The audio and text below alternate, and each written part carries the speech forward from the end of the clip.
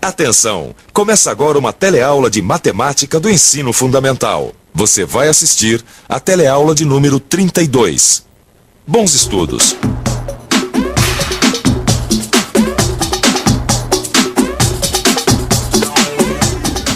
Na aula passada, nós vimos algumas propriedades dos ângulos. Hoje, vamos falar do triângulo, que, como o nome já diz, é uma figura formada por 3 ângulos. O triângulo é uma das figuras mais importantes da geometria.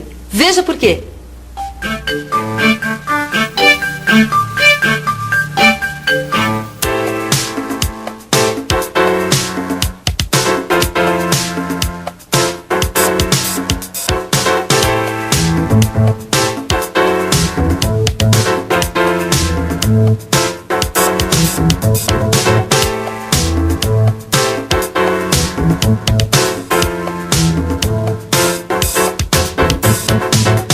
Andando pela cidade, a gente vê triângulos o tempo todo. E também aplicamos as propriedades do triângulo no nosso dia a dia. Quer ver?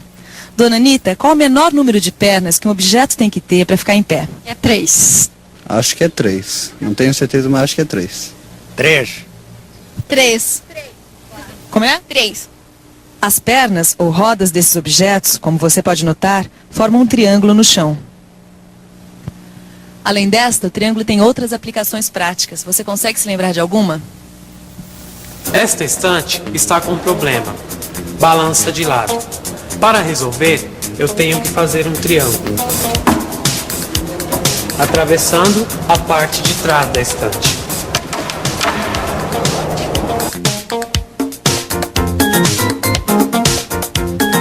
Assim, a estante fica firme e não balança mais. Quer saber por quê? Pense um pouco. Vamos pensar um pouco. Ah, descobri! Se mexermos com um quadrado, ele se deforma. O triângulo é rígido. Não se deforma por mais que a gente mexa. Interessante. Quer dizer que o triângulo é um polígono rígido. É. O triângulo tem utilidades que eu nem desconfiava. Polígonos são figuras planas fechadas. Um terreno, o piso de um cômodo, uma peça de quebra-cabeça são exemplos de polígonos. E de onde vem, senhora Marafona? A essas horas. E com tal tempo. De onde veio? Abra a porta e depois te direi. Sim. Pois podes ir dormir aonde estiveste, ou na rua, se preferes. Não abra a porta a uma sirigaita como tu. Andar sozinha, há 10 horas. Não sei se é impressão, mas parece que eu já sinto a testa mais dura. Não queres abrir? Não abrirei. Não! Olha a faca! Se não abres, vou já enterrá-la em meu coração! Será ela tão idiota a ponto de fazer isso? Vou descer com a vela para ver.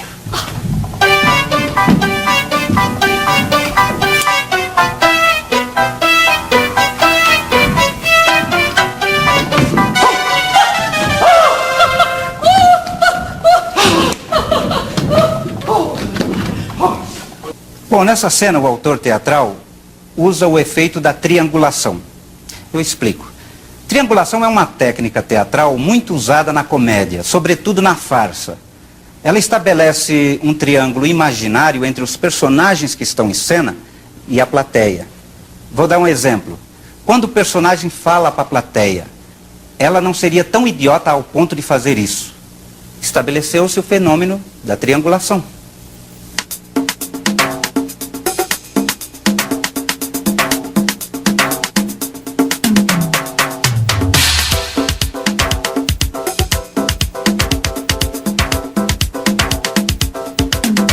Triangulação é uma palavra que a gente também ouve sempre que nós acompanhamos um jogo de futebol pelo rádio ou pela televisão. Você já deve ter escutado os locutores esportivos falando em triangulação.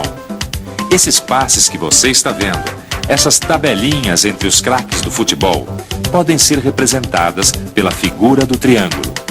Preste atenção nessa representação gráfica da troca de passes entre jogadores de futebol.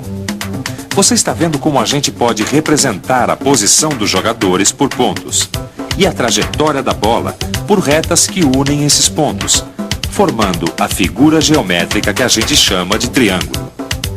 Agora que nós vimos como o triângulo está sempre presente, vamos estudar uma das suas primeiras propriedades. Aliás, a mais fundamental de todas. Observe os triângulos à sua volta. Preste bem atenção nos ângulos desses triângulos. O que você está fazendo? Uma experiência.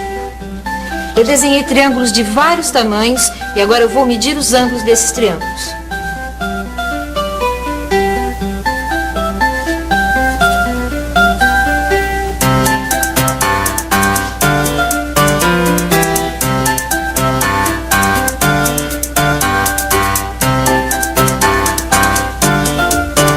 Olha só, triângulos de vários tamanhos com os ângulos medidos.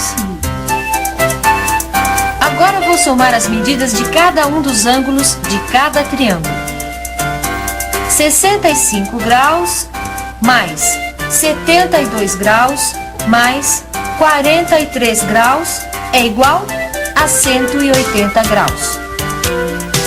90 graus mais 62 graus mais 28 graus é igual a 180 graus. 39 graus mais 116 graus mais 25 graus é igual a 180 graus. Que coisa, né? Quer dizer que em qualquer triângulo a soma dos ângulos é 180 graus sempre? Espera um pouquinho, deixa eu ver uma coisa aqui. Vamos dobrar os triângulos. É isso mesmo. Todas as vezes que a gente junta os ângulos A, B e C, eles formam um ângulo raso de 180 graus. E isto vale para qualquer triângulo, então, verdade? Dá para provar isso? Eu quero dizer assim, cientificamente? Vamos pensar um pouco? Eu já vi, na aula passada, que a gente pode transportar um ângulo para outro lugar. É só termos duas retas paralelas cortadas por uma transversal. Então, se eu traçar por este vértice uma reta paralela ao lado oposto do vértice e comparar com a figura da aula passada, dá para ver que os ângulos ao lado de A são iguais a B e a C. Sim, porque primeiro a transversal vai de A a C. Portanto, o ângulo à direita de A é igual a B. Depois, a transversal vai de A a B. O ângulo da esquerda de A é igual a C. A, B e C formam um ângulo raso. Isso quer dizer que A mais B mais C é igual a 180 graus. Viu só, Cida? Não é à toa que o trabalho de corte e costura é todo baseado na matemática.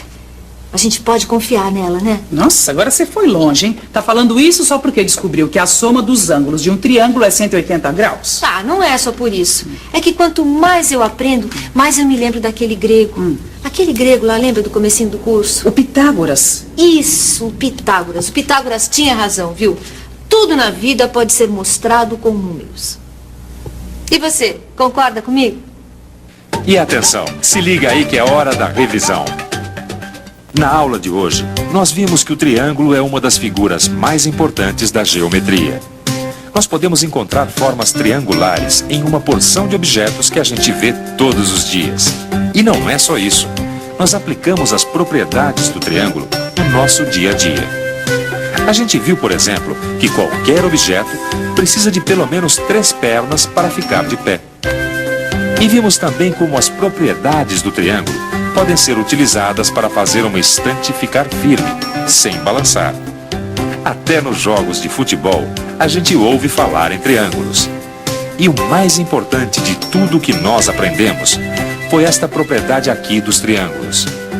Não importa o tamanho ou tipo de triângulo. A soma dos ângulos de um triângulo é sempre 180 graus. Agora leia o livro e faça os exercícios. Garanto que você ainda vai descobrir que o triângulo está por trás de muitas coisas na nossa vida. Olá!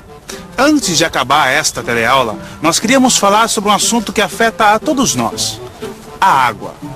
De maneira geral, estamos acostumados a abrir uma torneira sempre que precisamos de água. E essa facilidade nos faz esquecer que a água pode acabar um dia. E para evitar isso, existem algumas medidas que todos nós podemos tomar. Por dia, cada pessoa precisa de 80 litros de água para matar a sede, realizar higiene pessoal, lavar roupa, cozinhar, etc. Mas nem todo mundo gasta só isso de água por dia. Muitas vezes as pessoas adotam um comportamento em relação ao uso da água como se ela fosse um recurso inesgotável.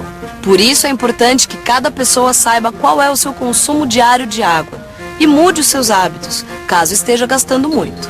Por exemplo, quando usamos a água potável em nossa higiene pessoal, em um banho, temos que ficar atentos para não se esquecer do tempo e ficar mais do que o necessário com o chuveiro aberto, desperdiçando água. E medir o consumo é bem simples de fazer.